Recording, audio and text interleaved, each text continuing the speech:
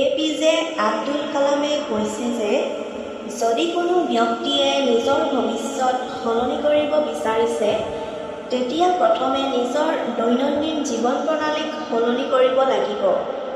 কোনোবাই তেওঁৰ জীৱনত কিমান দূৰ সফল হ'ব সেইটো নিৰ্ভৰ কৰিব তেওঁৰ ৰাতিপুৱাৰ আৰম্ভণি কেনেদৰে হয় তাৰ ওপৰত। এই আৰ্টিকেলটোত জনাম যে এনেকুৱা কোনবোৰ দৈনন্দিন অভ্যাস আছে যিবোৰে এজন সাধাৰণ ব্যক্তিক সফল কৰি তোলে। ১ নম্বৰ, ৰাতিপুৱা সোনকালে উঠা।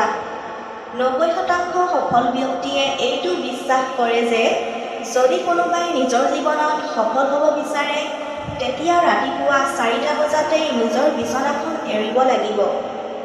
ৰাতিপুৱাৰ সময় এনেকুৱা সময় যেতিয়া আধা পৃথিৱীৰ মানুহ শুই থাকে, সম্পূৰ্ণ পৰিৱেশ শান্ত হৈ থাকে, যাৰ বাবে যিকোনো কামক সম্পূৰ্ণ শক্তি আৰু উৎসাহেৰে কৰিব পাৰোঁ।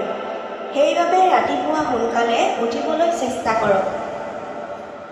২ নম্বৰ, ৰাতিপুৱা শুই উঠাৰ পিছত কি কৰিব? ৰাতিপুৱা বহুতে সোনকালে উঠি যায় কিন্তু উঠি লৈ কি কৰিব লাগে গমেই নাপায়, যাৰ বাবে ৰাতিপুৱা সোনকালে শুই উঠি আকৌ শুই যায়। কিছুমানে ৰাতিপুৱা শুই উঠিয়েই নিজৰ মোবাইল ফোন চাবলৈ ধৰে, যাৰ বাবে সিহঁতৰ সম্পূৰ্ণ দিন বেয়া যায়। মনা হয় যে যদি দিনৰ আৰম্ভণি ভাল হয় তেতিয়া গোটেই দিন ভাল হয়। গোটেই দিন আমি উৰ্জাৰে ভৰপূৰ হৈ থাকোঁ আৰু আমাৰ মনটো ভাল হৈ থাকে।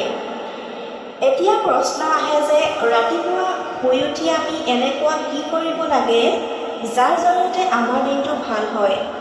আপুনি প্ৰথমে ৰাতিপুৱা শুই উঠিয়েই ১-২ গিলাচ পানী খাওক। পানী খোৱাৰ পিছত গা ধুই ফ্ৰেছ হৈ লওক।